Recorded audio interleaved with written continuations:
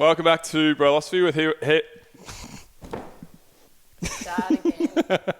No, that can be the start. Right. People get very nervous. That can be the I'm start. actually used to it. So it's fine. That was the worst deep attempt. breath. That was the worst attempt at a name ever. I didn't even get to the name. I didn't even get to the name part. No, I don't think I got to the name part. I'm here with Sarah Grynberg, right? Yes. Yeah. Fabulous. Radio producer, host of the Life of Greatness podcast. Sarah, so thanks for coming on the show. In your own words, tell me a little bit about yourself. Who is Sarah Grynberg? Who is Sarah Grynberg? Sarah Grynberg is a producer. I am a producer at Podcast One. I'm also, as you mentioned, a host of the podcast A Life of Greatness, where I interview thought leaders, best-selling authors, entertainers about what makes them great and what makes a person great, and share those learnings with my audience. That's basically what I do and who I am. I'm Australian. I've lived in Melbourne my whole life. And podcasting is something that I really got into a couple of years ago, but I was a radio producer for many years before that. Yeah, cool. So tell me a little bit about your background. Were you inner city, like outer suburbs, in the bush? I was inner city. Oh, right. Inner city person. Went to a girls' school from prep to year 12. Had a, really normal kind of upbringing and stuff like that. Always wanted to be in entertainment. Seriously, from when I was 4 years old, I had that vision of that was what I wanted to do. What? Yeah, no Most joke. driven 4-year-old I've ever heard of. That is where I found that I really loved doing, watching stuff and then acting out things. That was something that was a passion of mine. And then I went to uni and I did arts with media and film, and then I went in to do a postgrad in PR. And after that, I worked at some entertainment PR firms, and it kind of wasn't for me. Moved into the more marketing side at corporate businesses, and really thought it was good and great learnings. And the amount, especially being in those corporates, the amount you learn and you're exposed to is brilliant. But there was a yearning in me that it wasn't right. There was still something more. And I used to pass, when I was working at a corporate, I used to share, we used to drive in with another girl, and I used to pass what Podcast One is now, which is Fox and Triple M in Melbourne, but the Austereo network. And I used to pass it, and I thought, God, I would love to work there, And one day I sent an email to a guy that I knew that happened to work there that I hadn't spoken to for years. And as the universe would have it, he wrote back and said, oh my God, I've got this job. It looks like exactly your experience. And cut a long story short, 9 years, and I've been there in all different roles. And it's fabulous. What a fluke. Yeah, that's crazy. I don't think it's fluke. I think it's fate. Okay, but, there you go. Sorry, my apologies. No. I think that's meant to be, and I'm Cool. so happy I kind of went on a limb and just emailed him, because I knew that was kind of where my passion lied. So, wow. Yeah. Awesome. And the sky's been the limit since then. Unreal. So, did you grow up in a creative family? What got you into... No, I didn't. I did not grow up in a creative family. Not kind of more sciencey family. But, Sciencey family? Well, what does that mean? Oh, just a family of people that were more inclined to be that way than creatives. I've never heard anyone say that before. I was like, a sciencey family? Just sitting there with beakers and experiments going all day every day. You know what? I don't even think I would have thought of myself as creative up until a year ago, where everyone keeps saying you're so creative. I never looked at myself as being creative, because I'm arty, and I don't feel like I have these wild ideas about how things could be, until everyone kept going, wow, the way that you create this stuff. And then I was like, wow, I think I actually am a creative. Yeah. So it's funny how my interpretation of what creative is actually so different to what other people thought it was. And you're thinking of Leonardo da Vinci rather than Christopher Nolan. No, I am creative, and I think about all the elements of the podcast A Life of Greatness that I do, and I obviously produce that as well as host it. And the amount of creativity that obviously goes into that is huge. So wow, I'm creative. You are. You definitely are. It's storytelling. Well, that's effectively. it. Really, when I wrote down, so obviously I've got some little tiny dot points here, but one of my things was why storytelling, because that's what I feel like as a producer at Podcast One, and obviously with your own podcast, and from what you've told me, you're into storytelling, which is massively, it's an art, it's creative. It's just not painting or drawing or sculpting or whatever. It's not with your hands, it's with your head, I guess. Yes. Maybe more so. but it's super creative. I did all the same stuff in school. I did like art and media, and I loved it, absolutely loved it, and did nothing with it. But I have this now. I guess this is creative. Yeah. So you didn't come from a creative family. What led you to be kind of going down that path then? Well, I think it was just that passion for being in that entertainment realm, from what I was mentioning that I liked when I was young. And I loved acting when I was little, and I used to do a heap of that. And then I kind of went to uni and I stopped. But I had that part in me that I loved. So then when I got the role at, Fox and Triple M, and I started working in radio and doing radio producing, I just loved being amongst the hype and the fast pace of it all. There was something in me that just lit up when I was amongst that, and so that was kind of what led me to this path. That's actually quite lucky. You're one of the blessed people on the planet that can say that, because it's awesome to hear, because a lot of people go to work, and work is a means to an end, obviously putting food on the table, but so many people, their day to day doesn't light them up and put fire in their eyes and so on and so forth. So it's really refreshing to hear. Completely. And I think, look, I did have that at times when I was working in kind of corporates, where I thought this is not lighting me up, and it was kind of more of a day job. And I knew that there was always I yearned for something more. And so when I found that, and especially moving into Podcast One, which was a couple of years ago, that was when I was like, wow, people say that, when you find your purpose and, the path you're supposed to be on, say from a work perspective, then it doesn't become work. I don't look at what I do as work, because I just love it so much. So yeah, it's brilliant. I'm very fortunate in that sense. Wow, that's amazing. So you've been with Oz Stereo, what is it? Oz Stereo originally? Southern Cross Oz Stereo. And then when did it become Podcast One? When did that all happen? I think that happened kind of 3 years ago. Gotcha. So I was doing breakfast producing for a while, and for the Hit Network, and then I moved into Podcast One 2 years ago. Yeah. So that was when podcasting still was fairly new. Yeah, for sure. I reckon I was one of the world's first podcast listeners. Really? Dead set. I've been listening to podcasts since the Ricky Gervais show. Yes. Which was the world's biggest podcast when podcasts first became a thing. They started, then it became audiobooks, they charged for it. Yeah. And so I've seen podcasting the whole way through. And I've been like, why does no one listen to this shit? Ryan Shelton, who we were talking about earlier. Yeah. Ryan Shelton had a podcast called 1 Minute with Ryan Shelton about 12 years ago. Wow. And it was the most hilarious 60 seconds of your day. I've loved it all the way through, but no, it took so long to gain traction, I feel like. For the last 10 to 12 years for me, I listen to very little radio. But today I had a long drive. I'm staying on the peninsula, so I was like, you know what? I'm gonna listen to Triple M today. Yeah. I'm one of the people that is on the side of the fence that really likes Eddie McGuire. And I work for Fox and Triple M. That's part of my conglomerate. I think they play awesome music. So yeah, and I love Eddie. I think they've got a good dynamic. I like the show. Brilliant show. Yeah, I really think it's great. So, but I don't listen to much radio. I've always been a podcast listener, so I've always kind of chosen what I want to listen to. And I kind of was always like, why is this not as big as it should be? Because it's on demand. Rather than listening to radio, you get what you're given. Topics, content, guests, songs or whatever. Yeah. And then Spotify became a phenomenon, obviously, and so on and so forth. But podcasting took way longer to take off. And I think that radio's still big, but for you, playing both radio and podcasting, where is the whole industry at the moment? Because I think breakfast radio is radio still where it always was? Or? To be honest with you, because I'm not in the radio part of it, it's part of our business, but I don't sit in it day to day, I am unsure. Yeah.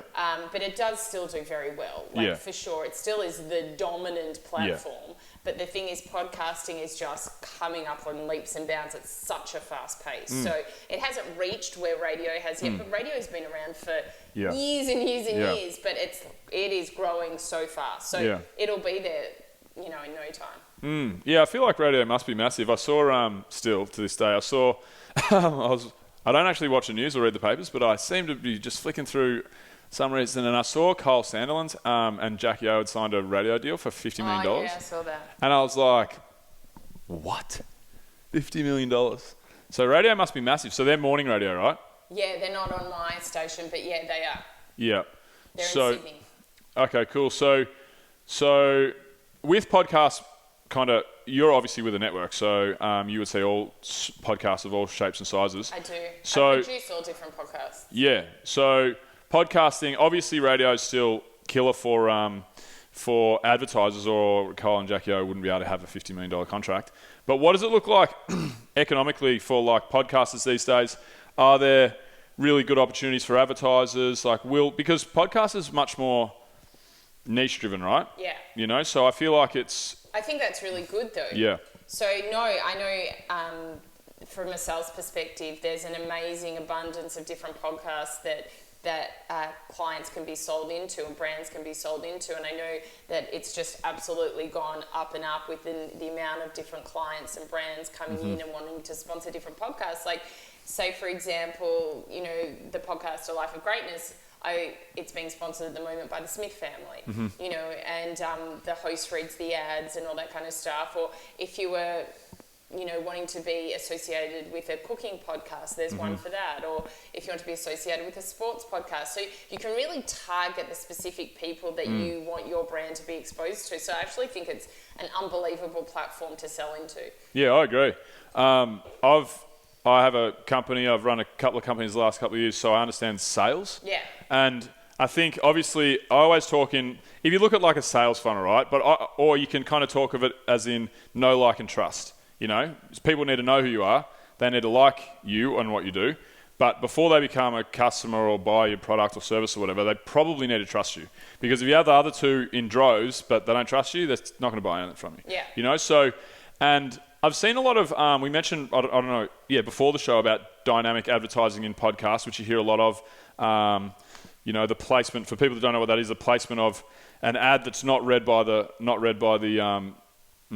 host of the show, and can be reused and time specific and is not time specific, so it can be replaced and so forth. So I think that's great, but I think, for example, with podcasts, you have the audience and the listenership that's listening to you for 90 minutes maybe on a Monday and 60 minutes on a Thursday. Potentially, if you release 2 shows a week, like that's 2.5 hours that people are actually listening to you. So I think the buy-in of the trust factor, a lot of people will just read read and won't really care about it. But if you actually believe that the person cares about the brand, it's you kind of borrow that trust, I feel like. Yeah, no, I totally agree. I think, like we said, because it's so unbelievably targeted, if you're if you are really into a certain podcast and you're listening to the host, talk about certain things like ads, then you'd be more inclined to want to buy that because you really trust the people that you're listening to. So yeah, I think it's a perfect place for people to sell their products. Yeah, I actually listen to a couple of comedy podcasts, well, a lot of comedy podcasts, and one of my favourite podcasts is Fighter and the Kid. Have you heard of Fighter and the Kid? No, I haven't. So it's an American podcast. Yeah. It's an ex-fighter, an ex-UFC fighter, Brendan Schaub, who's now a stand-up, and one of his best friends, Brian Callen, who's always been a stand-up. He's like an actor / stand-up, and it's just a really funny show. It's just really topical, really cultural, what's happening right now. And they're both Brian Callen's really, really smart, and Brendan's kind of really, really dumb, but tries to be smart, which is nice. No, but he's great. Like, they're a great combo. But they actually, talking about ads, how people at the start of a show, a lot of the time, they'll be like, oh, fuck, ads, and they'll go like 15 seconds, and kind of fast forward to the show starting.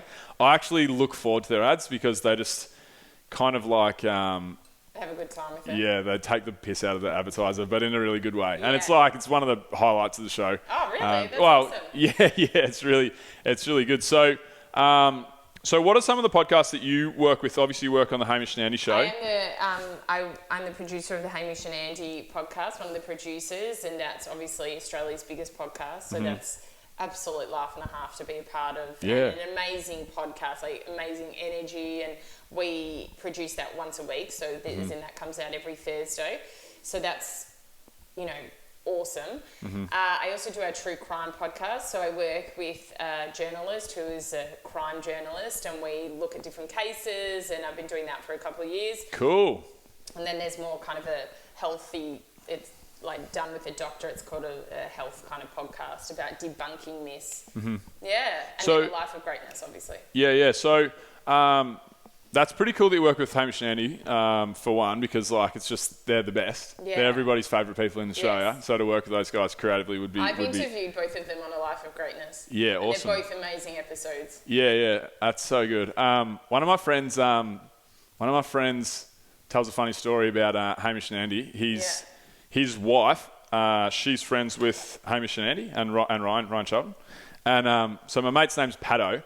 And it was really nice because I feel like in Australia, Hamish and Andy are like, everybody's just like, oh, those guys. You feel like they're your best mates. Yeah, of course. You know? And there's two examples that I just think that they must be the best. I've never met either of them. No, they are, honestly. They're the most beautiful souls you've ever met. What Yeah. you see is what you get. Yeah. They are truly awesome people. So I'll tell my mate Paddo's story in a sec, but I walked past, one thing that made me really happy the other day was I was walking through South Melbourne and I kind of just turned my head. It was like Thursday afternoon, about 3 p.m. Sun was out, it was like 25 degrees. This is probably just before summer, actually. It was a few months ago. And I looked to my right and Hamish and Andy were just having a beer randomly at a pub in the beer garden and just laughing their heads off, telling stories with each other. And I was like, man, that makes me so happy. Bless. You know how it's just, Yeah. you know that it's not just like a working relationship. Because there is a lot of that in No, entertainment, they're you know? best mates. They're best mates. Yeah. And the two of them together are so funny. Like, we have a planning meeting for a couple of hours before we go into actually like doing the show. And we are just laughing through that planning meeting because they're both hysterical. Yeah. That's great. And then, I remember my mate Paddo, he told me this story. He's like, oh, yeah, it's funny. I was having a beer with Hamish and Andy the other day. I was like, oh, man, this was 10 years ago. Or probably 8 years ago. And he told me a story. He goes, you'll never guess what happened. He goes, so I was invited to a house party that it was like his partner and like all her friends were there. And Hamish and Andy were going to be there. And she was good mates with Ryan Shelton, I think. And then, so Paddo was like nervous a little bit because he'd never met Hamish and Andy, you know. And he rolled in there and they knocked on the door and Hamish opened the door and he was standing there like dressed totally normally, just without pants. Just had his boxers on.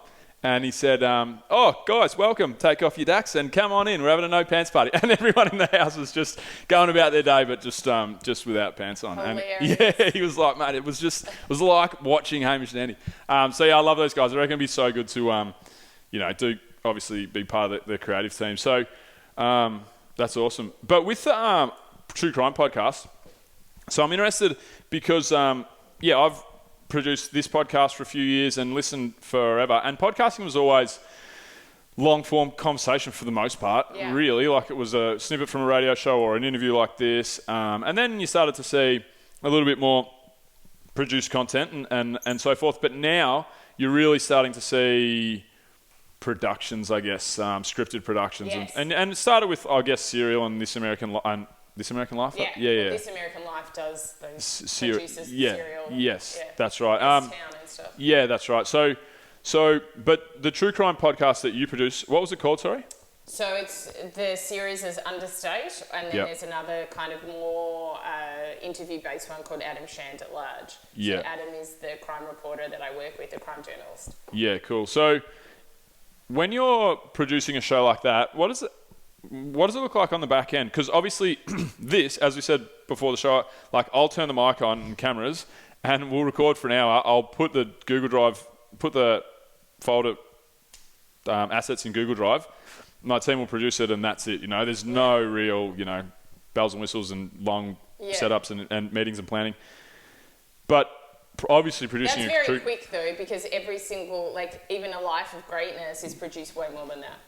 Yeah. How so? What do you mean? So, like, because I'm the producer as well as the host, like, to find the appropriate guest will take me, a while because I'm very particular about who I have on. Yeah. And then, obviously, the relationship between obviously getting that guest can take a while.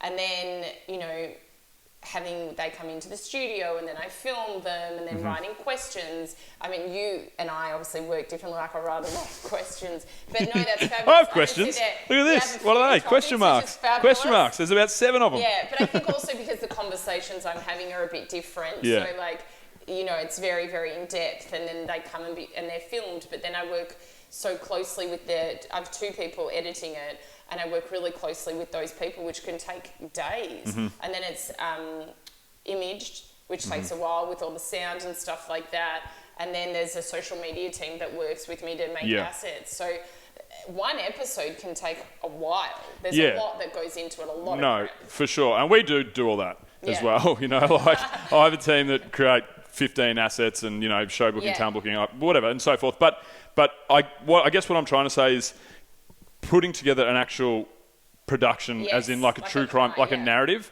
and so forth. Like, what does that actually look like? Because it's a big production. Yeah. So there's a team of 4 of us. So there's 2 producers, myself and another producer. There's our crime journalist, and then there's an audio producer.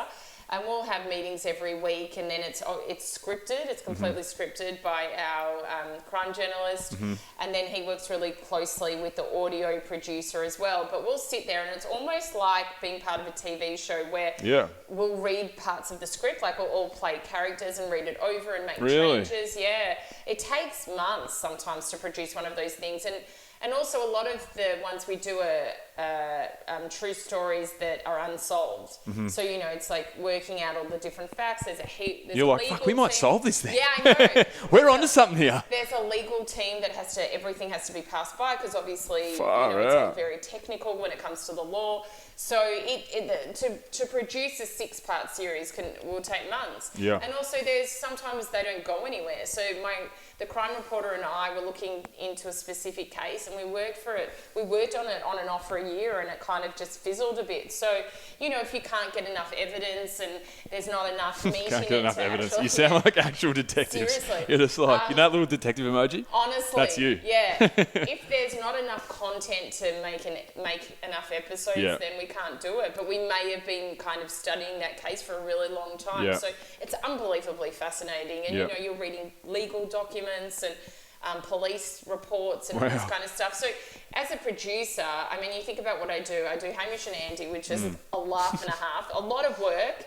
but a laugh and a half. And so unbelievably, you know, such a reward to be able to work with these geniuses and learn so much from them. So much happiness comes from those 2 men. To then going to work with this crime reporter where, like, you know, there was a time I remember we were working on a case, and we like drove up the street where the girl was abducted. And we were like looking at her house, and he's like, the guy would have entered from there and there, and like all this kind of stuff. Just saying all the stuff you'd seen on NCIS and literally it was actually the same. To then working That's Law and Order, actually. On A Life of Greatness, where I speak to these like neuroscientists about what makes a person great and how they can change their brain to have the best life possible, to then doing this kind of medical podcast where we debunk medical myths. So I got the whole spectrum. It's completely amazing to be able to kind of see all these different sides of podcasting, stories, and create all these beautiful things. Yeah, no, absolutely. So with the crime podcast, I'm just really, the listeners probably aren't interested in this at all, but I really am. Yeah. As in this particular question. So the crime podcast, with Podcast One, does it work that you would basically kind of like buy a show, or you create your own shows? Because, all right, cool. So how does the model work financially? Because obviously it's just the same as any other podcast. So it works in that people sponsor it, and then that's how. No, I know, but I guess what I mean is, so for example, if you have a crime podcast that doesn't get off the ground, and you've got a legal team, you've got 2 producers, you know, you've got a lot of costs. Yeah. How do you recoup that? And is it like, through the use of the Podcast One network, do you say, we know that if we create good, really quality content here, we can get X amount of listeners, which, you know, will serve our sponsors? I suppose. But the way that from a monetary perspective, the crime and the life of greatness, they all work in the same way. So there's no difference. Like, my time as being a producer is also on a life of greatness. I get paid a salary for that. You know what I mean? As in to be a producer, and I'm working on Hamish Andy, la la la. So, you know, the legal team's part of the business anyway. So that's right. You're not getting externals, you know, it's all kind of part of it. So, no, I guess I'm just interested in, creating a show from scratch that has that much work behind it. Yeah. It's just interesting to me. It is. It's fascinating. But I guess that's what a network is. You know, that's why. And I think it's great. I remember hearing. I remember when because Spotify, I think Spotify paid like. They spent billions, I think, in the last couple of years buying podcast networks. Yeah, we just joined with Spotify. Oh, yeah? Yeah, so it's in all of our podcasts and now on Spotify too. Yeah. Yeah, which is amazing. Yeah, because, and I remember, I don't know whether it was like the CEO of Spotify or somebody made a quote and they said, we want to become the Netflix of audio. So they've obviously bought all these different podcasting networks, but then to create unique content, so producing their own shows on a regular basis and so forth. And I just think it's really just so interesting how everything's changing so fast in the way that the landscape is, for the on-demand audio is unbelievable. Yeah.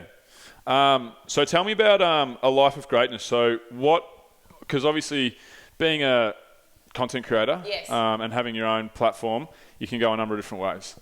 But for you, like the name itself tells me something, but why a life of greatness? What fires you up about these conversations and so forth? So basically, I discovered a few years ago that we're able to create the lives we want. And you're not just, you don't just go through life and things happen to you and it's woe is me. You are the creator of your journey. And when I was able to learn the tools and kind of work out what these great people did, it absolutely inspired me to be able to share that with the world. So I created a life of greatness exactly for that reason. And I interview, as I said, thought leaders, New York Times bestselling authors, entertainers, people that I believe are great and have experienced greatness in their life, or kind of know a formula as such on how they've lived great lives and they share it with others. So my chats with people are so unbelievably fascinating. Like I mentioned, I have an Andy Lee and a Hamish Blake, but I legitimately have them on because I can tell you that they are the most beautiful souls. And they talk about how they've achieved greatness and what their life story is and what their morals are and how they got to where they are. And they're very, humble when they were telling those stories. And, it's unbelievably interesting to get behind, like, how people have achieved what they have. To people like, Dr. Bruce Lipton, who's one of the godfathers of epigenetics, and he talks about how your genes don't determine your destiny, and your genes are able to be turned on and off by the environment, and that's how you're able to kind of change your life and illnesses and all this kind of stuff. So we get into all these different conversations. I also interviewed Brendan Favola on the series that just came out the other week, where he talks about his journey and how he went from being, one of the biggest AFL football players of all time to hitting absolute rock bottom to now having a fabulous life, and why family is so unbelievably important to him and the realizations he's had since coming from rock bottom to where he is now. I also interviewed this amazing woman called Laura Nyrider, who works at the wrongful conviction of kids, and I knew about her because of the Netflix documentary Making a Murderer. Oh, I love that documentary. So she was on the second series of that, and she was part of Brendan Dassey's team. She was the lawyer on that, trying to help him be able to get out of prison because he was obviously put in there. Not the lady that was the star of the. No, she was with the main guy on there. Yeah. But no, this is his nephew. Yeah. I remember Brendan Dassey. Yeah. Free Brendan Dassey. Yeah. Hashtag free Brendan. Free Brendan. Well, that was shocking. Oh Like, that was shocking. Like, the boy is, got learning disabilities and is been put in prison after being absolutely interrogated and told that he'd be able to leave. He was so young. He didn't even have anyone with him when he was being interrogated. It was the saddest thing. So this woman, who's like this high-class lawyer, chose to go into this profession that doesn't make anywhere near as much money as what she could have gone into commercial law, to literally give her life up to be able to save these kids that have been put into prison for reasons that they shouldn't be there. So it's just fascinating different chats, and legitimately there is one for everyone. Like on this series, you can listen to Taria Pitt, who was the ultra marathon runner who got burnt to 65% of her body, and she talks about gratitude and things that she's learned by going through what she has to make her the happy person that she is today. So she gives tips and advice to everyone from teenagers to children, to an Andy Lee who talks about, how everyone is exactly the same. Like, there's no hierarchy in his head. He treats every person absolutely equally, from the cleaner to the CEO of a company. to listening to Brendan Favola, who talks obviously about how family has played such an important part in his life, to I also have interviewed Vishen Lakiani, who's the head of Mind Valley. So Mind Valley is this amazing online university, the biggest one in the world, and he's huge at the moment. And he talks about how he came from humble beginnings to transform his life to where it is now and live the life that he's always wanted to live. So there's, you know, people in all different pockets of life that I speak to. So it's been an amazing journey, and the guests I have are phenomenal. And they, you know, I spoke to Kate Lambrook about her life, and, you know, she was so vulnerable and so beautiful, and talks about growing up in a Jehovah's Witness family and her son's battle with leukemia and how she got to where she is now. It's just one beautiful story after the next, and I'm so grateful to everyone that I have on, and for them to share their experiences with me is, you know, I feel so blessed to have that and to share it with others. Yeah, no, that's great.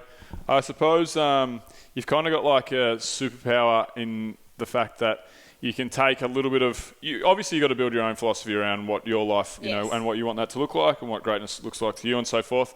I was talking to my buddy who owns a gym down on the peninsula. I've been staying down there. And my previous company, I used to go out to a different gym and do promotional stuff every week, every Wednesday. I've always been into like... fitness and training and so forth, and I would see something every week that I was like, wow, if I ever open a gym, because I used to wonder, if I ever open a gym, I'd put that into my gym. That's so cool. And I would always share this information with my mate Will, and we'd kind of talk about training philosophies and what makes a good community and so forth. Whereas what you have, and what I have as well to a degree, because my demographic is quite similar, we tell interesting and important stories. So that's kind of like our thing. It's very, amazing. Yeah, very similar. But I feel like you have a real superpower where you can take people that have inspired you, that you look up to, that you love the story of or whatever, and you can pick their brain and find the nuggets of gold that they have, you know? Because everybody has... Yeah, and then, you know, if you can... I used to always think that if I can... When I'd go to these gyms, if I could pick up one little... I actually really wanted to open a gym. If I could pick up one little thing and I could take that back with me and kind of put it in my back pocket for like, oh, this is how...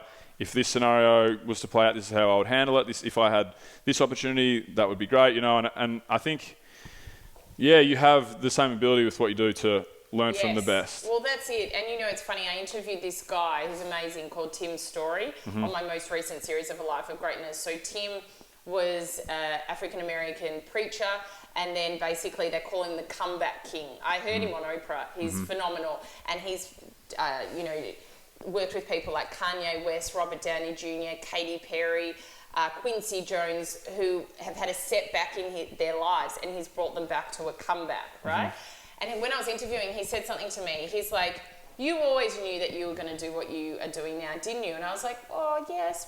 I hadn't kind of thought about it. And I was like, yeah, I suppose, like the story I told you, like when I was 4, like I loved acting, and I could always... He said, you could see yourself, like on the big screen.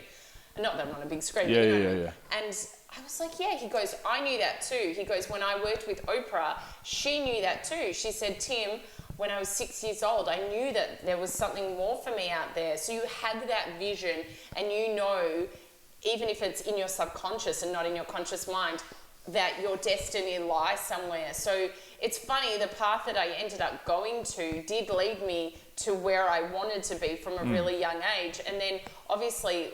going to those corporates and doing what I did to then being a radio producer for years, I used to really watch what people were doing. So I'd watch the hosts of the radio shows that I would be producing, and I'd watch them interviewing. And I would think, why don't they ask this question? Or they're talking over the person that they're interviewing. You know, like I pick up good things as well, but I'd also kind of really go, okay, what were the best bits out of that and what were the not so great bits out of that? But it was completely subconscious. You know, I wasn't going, because I want to host a podcast, that wasn't even on the horizon. It was just watching and being really able to give these people space to see what was going on. So having that, as you mentioned, that superpower really came from those years of producing and being... I've always been really interested in having deep conversations with people, and more than interested, I always have, because I love getting to know people and I love knowing what ticks about someone. So, you know, from a young age, people would say, oh, you're so good at listening. You're really good at listening. Like a lot of people, they just like to hear their own voice, but you like listen. And I didn't do that on purpose. I just really was intrigued by listening to the stories of anyone that I met. So really getting to where I am now, it completely makes sense, doesn't it? Yeah, and I think other people in your position, you know, you have the ability to pick the brain of some of the highest performers around Australia and around the world, but not everyone would do a fantastic job of that. Like you said, you actually really think about how you would interview. So, but for you, like when you're sitting down with somebody, because for us, for example, like we've had child soldiers, you know, and astrophysicists and corrupt cops, storm chasers, stuff that they've seen some really hectic things, lived some really crazy lives. But like, how do you get the best out of an interview? How do you actually get someone to open up and give you something that will get an emotional response from a listener, or get something that someone can take home with? Great question.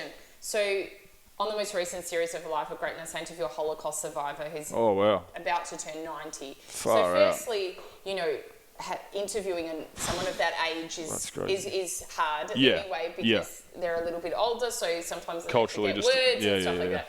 Anyway, this woman is unbelievable though, this lady called Guta. So I went to her house. I wouldn't normally do this, but she's a friend of my grandmother's. So I went to her house and we spoke for 4 hours. I sat there with her and I basically wrote down the story that she was telling me. And she's written a couple of books.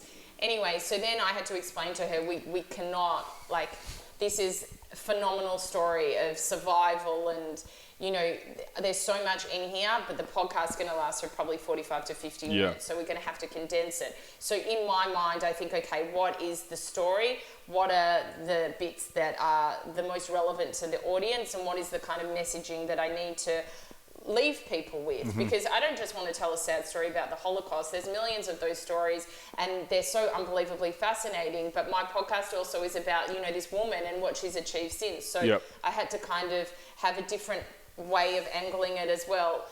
So how did I achieve the emotion that I wanted to in a situation like that? I completely gave her space. I allowed her to sit there and tell her story and be able to do it in an environment that was comfortable. I didn't talk over her. I just allowed her to speak. And I made sure that the questions directed her in the way that I wanted to find out, you know, things that I wanted to find out more about that I thought the audience would be really interested in. And it is, I mean, look, for any interview, there is something about making the person feel comfortable and not being the hero of the interview. Like it's not about me. The interview's not about me. It's always about my guest. And people are listening to it because they're listening to this fabulous person that I've been very fortunate enough to come on to the podcast. So I always try to allow that to happen. That it's not, I don't need to tell my stories. It's about the person that I'm interviewing. And I think allowing people to be in a space like that, they feel comfortable, and so naturally they're going to be really open and honest and vulnerable, which all my guests have been. And then I feel so unbelievably grateful for that. Like I was saying earlier about interviewing Kate Lambrook, like I remember she's such a beautiful girl, and I remember at the end of that interview just feeling like, wow, I feel so honoured that she shared that vulnerable story with me about her life, and fascinating. And you know, like thousands of people listened to that story and were like, wow, she's a super amazing human. And one thing as well, I would always respect the person that I'm interviewing. So there's the output of what they're going to get, like the interview is always going to be brilliant. You know, like I would never put anything out that wasn't. You know, or put them in a position where they didn't want to answer a question. Like that's never happened to me, because I would never make someone feel really uncomfortable. Yeah, that's interesting. When you're just talking about telling your own stories, I thought to myself, fuck, I'm guilty of that. Fuck, I'm guilty of that. No, but I am. I know that I am. I often, like I'll be on a show and I'll start talking, the guest is really great, and then I'll be like, story. I love telling stories. And I'll tell this story for 5 minutes and then I'll start interviewing, and in the back of my head I'm like, you didn't really need to tell that story, man. No, and don't get me wrong, there's a fine line as well. You're right. Like, you know, I obviously do say things that relate to me that they're talking about, but it's also to give the audience an understanding of, oh yeah, it can relate, like in that sense. But I don't go off and tell like a 15-minute story about I get it. happened to me when I was growing up or something, I don't know, whatever. Do you know what I mean? No, I get it for sure. Yeah, I think, we've all seen that where the interview kind of becomes more about the interviewer than the interviewee, and that's 100%. Always can be a little bit strange. Yeah. I really like what you said about kind of like telling the story, but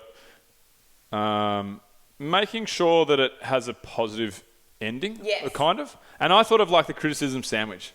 Like, do you know the criticism sandwich? Yeah. Like, good. Yeah. Because I actually, I think about that with this show that we do because, our thing is telling interesting and important stories. So, for example, we've had people talking about climate change and growing up as a child soldier and cult surviving and stuff like that. And I go really two ways. If I'm feeling good, the world is really great and the culture that we live in, I really enjoy it and I'm happy to put a smile on my face. But then sometimes I get run down. I also get like anxiety, a little bit of depression, stuff like that. Everybody does. But when I'm not feeling great, I'm really can be quite pessimistic about the state of the world. And I have to, I don't think I do a great job of telling everybody, like trying to create a story that ends with, this, but it's going to be okay because of this reason over here. So I really like that because I think we need more positivity and less negativity in the world. Well, that's it. I really do heavily think that. I think news is skewed. If it bleeds, it reads, the old saying with news. I agree. And I think that actually is killing us as a society. That's why I don't watch the news. I don't either. Or read the newspapers. I used to be obsessed with, so when I did radio, breakfast radio, we had to follow the news, right? Yep. But even before that, I had this obsession with watching the news and I would always watch the news. I could tell you every single newsreader's name. Like, I loved it. I didn't realise that all of that negative chatter was going into my head. Like, I was unaware there. I was very not working from a conscious level. Yeah. And then, but you were just young. That's just people. Everyone watches the news, and no one. I was quite intrigued. Yeah. So then, when I started to get into this work, I realised that firstly, all of the thought leaders and spiritual mentors do not watch or follow media. And when I got out of doing breakfast radio, there was no need for me to follow the media anymore. So I stopped. And don't get me wrong, like I'll look on social media and I'll see highlights, but say for example, all of the stuff going on at the moment, in the world, like I don't know the ins and outs of it, and not knowing has not affected me in any way. Like I live such a happy life because I'm not thinking, oh my God, there's all these things happening and what's going to happen to me. I don't, and I speak to a lot of people who like can't sleep at night because they're so worried about all of the things in the world. Climate anxiety, for example. Which is awful, and I can't say that I have that. It's not that I don't think we need to change those things. I definitely think we do, but I'm not bombarded with it. And because I'm not bombarded with it, these are not the thoughts that are first in my head, It creates a negativity bias in people's psyche. I really think that. I remember when I stopped watching the news, like I was a line in the sand moment, I was sitting in my apartment in South Melbourne. I remember sitting on the couch, sun was shining, I was just having some lunch or whatever, and I flicked on the TV and the news was on, and it was like, horrible car crash, mother of 3 runs off the road and dies in a fiery inferno with her 3 children. And I was like, that's fucking horrible. Obviously, I would never wish that upon anybody in the world. That's fucking heartbreaking. But is that positively affecting the family? Or is it positively affecting me? Like, does that story need to be told? And every other story around that was just like, there's stuff that we need to know and then there's stuff that we don't need to know. Yeah. And that was one of the things. And I was just so sick of the news. I'd been thinking that way for ages, but I remember watching this one news flash and I was just like, fucking what? Why? Like, can't we, it wouldn't work economically, but I used to Airbnb my apartment in South Melbourne. I've had 500 people stay with me over the last handful of years. It's been great. But I had a journalist, a young girl who just finished studying, and she just came down to do some work at Channel 9 or Channel 10, I'm not sure.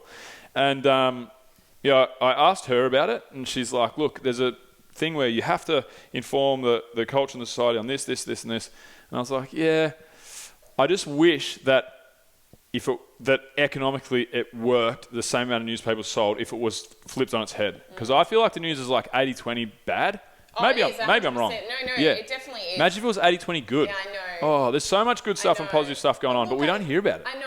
I think it's a choice that people just need to make, though. Yeah. Do they listen to those things and stay awake at night because they've got anxiety about God knows what? Or are they not listening to those things and choosing to read books on how you're able to change the makeup of your mind to live a happier life? Like, you know, it's up to the individual. Yeah. And I think we all have different journeys and you all able to access the same amount of information. I just think it's what you choose that's able then to direct you to have the best life. So Yeah, I agree. I totally agree with you. We are in control of everything. Conversations like this, like, you know, someone might listen to this or watch it or whatever and go, wow, I never actually thought about that. And it's just planting the seed. And, you know, 5 people may have stopped watching the news. And I'm not saying the news is a bad thing, but they may go, wow, I didn't realise that I was getting that anxiety because I was being bombarded with negative, you know, news stories coming at me.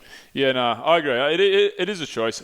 I worry that we think more deeply about things and have decided to live our own way. And there's a lot of people that will come home from work and their go-to will be flick on the TV. And, you know, people don't think that deeply about these things a lot. No, not and at all. And just, so it just happens to be that that's what they're fed. I just think it would be great if it was turned on its head, because positivity breeds positivity. Positivity is a skill, 100%. you know. Gratitude journaling, for example.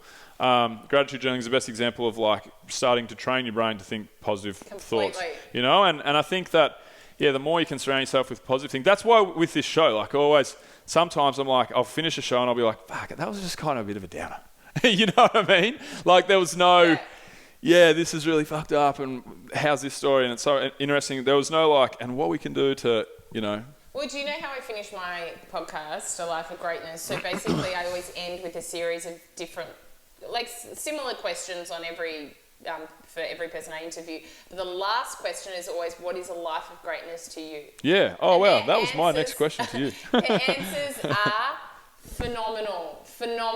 And I always feel so blessed to listen to those answers because they are, you know, they're similar but so different, and that's always leaves on such a high. Yeah, that's awesome. So what you do with A Life of Greatness, you know, you're telling stories about how to live your best life. And I feel like, as you mentioned earlier, you get to kind of pick and choose and pull the things from all the conversations that you've had and just living your life in general, right? You've obviously had a lot more of your actual life rather than, you know, the interviews on your show.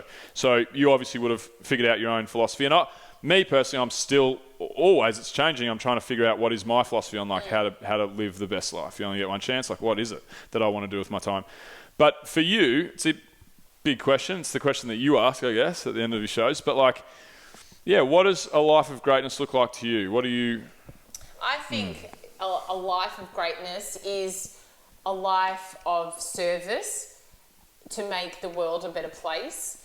But it's also a life, you know, of gratitude, a life of absolute happiness and joy, doing what you want to do without hurting anyone. Andy Lee actually said that. I really believe that that's true. But really, it's a life, you know, it's serving others for the greatest good for all. I think that is a life of greatness, because really when you're doing that and you're getting such a positive response, then you're just going to be fueled and happy to just keep on keeping on.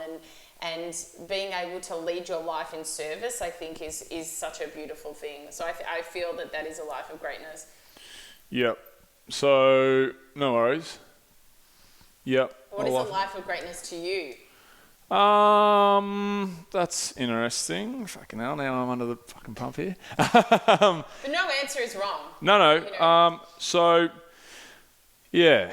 I wrote an Instagram bio for myself the other day, about a year ago, and I changed it actually. It was actually for a Facebook personal business profile. Yeah. It was like the about me thing, and I was like, fuck, what do I write here? Who am I? And I think I wrote, and I pretty much try and stand by this. I think I wrote, I'm trying to repay my sins by leaving the world a better place than when I found it. So I really do feel... That's the same thing as I kind of said. No, you're right. The sins part. No. The sins part was just to make me sound cool, you know? But really was. Yeah. But no, actually, kind of wasn't, because I've made a lot of mistakes in my life, like growing up, and done a lot of fucked up things. Not really, like I'm a good person, but I've just still always, everyone's fucked up. Yeah, but everyone's on a journey of some sort. So, yeah, I've started a couple of businesses in the last handful of years, and I think with business is one of the bigger things that we can kind of impact the world with. I feel like, I think industry drives changes in the world and conversations and so forth. Like politicians aren't going to do it.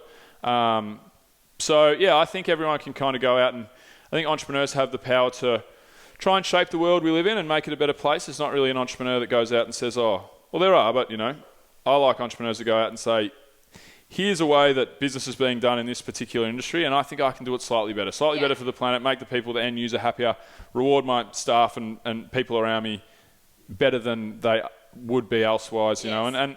And to me, that's important, because that is, for me, my day-to-day, and I might not be in the business I'm in now forever, but I'm sure I'll continue to be an entrepreneur, probably. I'll start another business in 5 years and probably another one 10 years after that. And I get a kick out of waking up and feeling like, I'm doing a little bit to make the world a better place. Yeah, that's amazing. Yeah. But I think along the way, so I had a company called Adventure Fit Travel. It was an adventure travel company for the wellness community. So we would take people on adventure holidays to Mexico, for example, and we'd go climbing and diving and see all the sights and have as much fun as... Yeah, it was great. It was really great. And I really think there was no one really doing it 7 years ago. There was a few little places, but now all the big companies have wellness travel. I really think we were really one of the first to do it, and it was a relatively successful company. The brand was amazing. The experience was really great, but it was... The business model sucked, and I didn't do that great at it. It was my first kind of real entrepreneurial venture. So I shut it down, and I'd already started another company and went ahead with that. But what happened along the way was, I'm now, with my life of greatness, I guess, I am now very cognizant of the fact that I could, but I'm not really willing to let my quality of life totally deteriorate like I did when I ran Adventure Fit, my previous company, because for me, everything went into it, which is cool. That's what you have to do in business sometimes, and it's blood, sweat and tears, and I get that, no worries. But I just went too deep, and I drove myself to anxieties, depressions, stuff like and that's just, I want to do good in the world and be a good person and try and positively affect people around me, but I also want to live a great life for myself, and that's filled with my friends and family. Of course. Yeah. Which I didn't have that balance. You know? I know, and it's hard. It's hard finding the balance, but when you do, you know that this is supposed to be. And I think also, as we spoke about earlier, when you're doing a role or a job that you are so in love with, and Vision Like Yanni says this on the podcast, A Life of Greatness, it's not a job. It's just part of your life because you love it so much. So, Yeah, I was talking to my buddy who owns that gym I was telling you about. So it's on the Mornington Peninsula, and I've been house sitting down there, my dad's place, because he's away. And I was talking to him about, because he owns a CrossFit gym, and he owns a CrossFit gym, and we originally were going to maybe go into business together 5 years ago and start. I always go back to this gym thing, running a gym. And I was just having this conversation yesterday, because here's the gym that they've got down there. It's just oh my God, it's the dream. Is it? It really is. It's you walk in there and everybody's just, it's the greatest community of all time. Amazing. It really is. And I think gyms, yoga studios, knitting clubs, dog walking societies, whatever you want to talk about, I think they're so important in this day and age. It's community. That's right, community. I refer to it as a third place. Homework, what's your third place? What's your community? They're so important. And my mate Wilbo is just nailing it. And I always get drawn back to that fitness lifestyle for myself, because you know how you just said that for you waking up, you're never going to work. You're just going to do something you fucking love doing, and you get money in your bank every week. In order for doing that, you're like, wow, how'd that happen? That's just everyone's dream. And for me, I always go back to the fitness community. I feel like that was the time when I used to coach people, train people, and whatever. And that was for me the time when I most felt like I didn't ever have a job. You know, I think that's a really great feeling to have. So, like, what's stopping you going to do that? Nothing stopping me. So do it. Yeah, but nothing's stopping me right now. But I've got another company that is still only less than 2 years old, and I have other interests and other things that I have, like a hand over here doing this and so on and so forth. But it would be just a little probably hectic for me to do, and I'm not in a rush. I caught up with a friend a couple of nights ago, and I was talking about this gym stuff again. And I said, it was actually a date, and it was actually a first date. But I was talking about, what I want to do with my life, and I kept talking about the gym thing. And I think, it probably won't be now, but I'd be surprised if by the time it's all said and done, I haven't opened a gym. And I hope you do, because I feel like you've spoken about it that much in a great way, that's where your passion and your yearning is from. And you said that that's the time, in the past, what that kind of made you happy. It's kind of a no-brainer. No, it is. It's actually the travel company that I owned was actually, I wanted to open a gym and take my community around the world on adventure holidays. And because I just wanted to travel for myself, and I thought this is a great way to do it. I was just trying to, I was trying to find the loophole, Right. And then and I wanted to do it quarterly. So like every quarter go over to New Zealand, maybe go and do some snowboarding or hiking, and Bali go do some surfing, hiking in Tasmania, whatever. And then I sold this piece of real estate that I had, and I didn't sell it for what I thought I would sell it for. And then I was like, shit, I don't have anywhere near as much money as I thought I would have. And then I was looking at everything. I'm like, fuck, I'm not going to be able to build this gym. Right then and there, I was like, I don't know if I'll be able to do this. And then, and then I still had this idea for travel. And then I was like, I wonder if I could just do the travel thing without the gym. And then that's how my previous company started. But no, it's great. I'm really glad to hear that you wake up every day and you don't really go to work. It's awesome. So, what else? Like, so the things that you've learnt, like little tricks and trades of like happiness, greatness, wellness, making the best most of your life, things that you've learnt. What other little nuggets have you picked up along the way that you've thought, wow, I'd never really thought about things like that? I think the big one for me is meditation. So I meditate every morning for like 50 minutes to an hour. 50 minutes? Yeah. Oof. And I've done it for the last few years. Guided? Is it like... guided. Yep. So what do you use? Different kind of meditation. So there's some Kundalini ones that I listen to, or there's heaps of different ones. So it always kind of a guided meditation, and I absolutely love that. And that completely, like I used to always be thinking, and the brain would move around 100 miles an hour.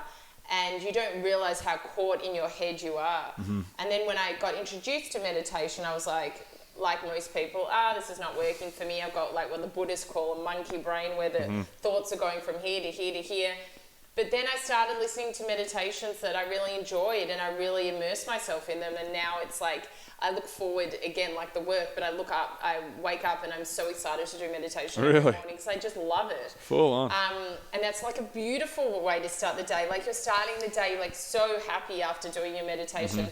So that definitely is like the key thing. And I think really if anyone wants to build a spiritual practice or just to be happier in life, like the way to slow down those brain waves, really the only way to do it is to do some form of meditation. You don't have to do as long as I do, but even if it's 20 minutes, that's still something, because it's very rare that we get into that place these days because our lives are so hectic where we can just be still. 100%. And to have that is so unbelievably important, and really the effects on the brain are next level. So that's definitely been one of the things. And just the way that I think, we were talking about not following the media anymore. That's a big thing that I don't do. And I just also involve myself in things that I really want to do that make me happy. And I'm not a slave to just doing everything because I feel like I have to. And I really live a life that is so happy now. And it is 100% by listening to all these different people and really, the fact that you create the environment around you can affect you a lot from a physical perspective as well as a mental perspective. You want to try and be in the best environment possible and create that environment for your friends and family and all that kind of stuff. So, you know, it's just about filling your life with good things and doing good practices. So we talked about, you know, you said a gratitude journal is obviously an amazing thing. You know, within my meditations, I give gratitude to the people or to the things that I have in my life that I am so happy about. I go to sleep every night, you know, giving gratitude. Gratitude is the easiest way to get out of negative thinking. You know, you're thinking about a negative thing, move straight away to something positive that you're so grateful for. So that's unbelievably important to me. Yeah, it's basically using those tools and you know, trying to think in a positive way rather than a negative way is so unbelievably important as well. That's great. So do you have a morning routine? You said you meditate. Yeah, so you probably don't have any time for anything else if you're doing bloody 50 minutes. I meditate, and then not every morning, but I will do exercise as well. So I think, you know, you being also a fitness person, I probably don't do as hectic exercise as you, but I'll do boxing, or, you know, even if it's just taking my beautiful dog for an hour-long walk or something, well, and I'll listen to a podcast or music or something, like an audio book or something. It's starting the day by having some form of movement. So, like I said, I by no means do it every morning, but I do it a few mornings a week, and I just love it. Like, you know, your endorphins are absolutely just going mad after you've done exercise. So I start with meditation. Most mornings I'll do some kind of form of exercise, and then I start my day. And you know, things as well, like the number one thing as well is you don't check your phone as soon as you get up and then be bombarded by everything that's out there. The first thing I do is go into meditation, and then I'll check my phone later. It's definitely the 101 of if wanting to live a happy life. Allow yourself to have that beautiful morning routine, and then go and, you know, go on your devices and so forth. So I think those are kind of the main things, and then just being inspired by all the beautiful people and having these amazing conversations. I mean, when you're so deeply ingrained in this kind of stuff, you're always learning. Like, whilst we're in an age where information is so accessible to all of us, I'm constantly reading books or listening to podcasts about this stuff, how to make your life better and the ways that you can do it, and that within itself, it makes my life better. Definitely. All right, well, that's great. I'm not sure how long we've been going. How long have we been going? Yeah, we've been going long enough. So Sarah, I always like to ask our guests, kind of as we're wrapping up the show, about their future. Like, what is there in your future plans? You may have none, you may have very solid plans, but like in the next 5, 10, 15 years, like, where do you want to be? What do you want to be doing? What does your future look like? Well, I think it's just obviously growing the podcast, A Life of Greatness, and yeah, just kind of doing what I'm doing and making sure that these messages are heard by so many people. So if that's on a bigger scale, great. But, you know, I'm not too planned. I just kind of go with it. So we'll see. But it is completely doing what I'm doing. So, you know, just kind of learning and heightening all of my crafts. Cool. Yeah. Sounds good. Thanks. And then before we wrap it up, so where can people find you if people want to know more about yourself? Obviously the podcast, anything else that you're involved in, where can they go? If they want to know about me, go to sarahgrynberg.com. There's heaps of blogs that I do and videos of all of the podcasts that I do, as well as the podcast episodes themselves and other bits and pieces. So sarahgrynberg.com, or you can head to Podcast One, Apple Podcasts or Spotify to download A Life of Greatness. And as I said, the podcasts are also on sarahgrynberg.com, or you can follow me at A Life of Greatness podcast on Instagram. Cool. Sounds great. Thank you. Well, Sarah, thanks so much for coming on the show. Put it there. And that's a wrap.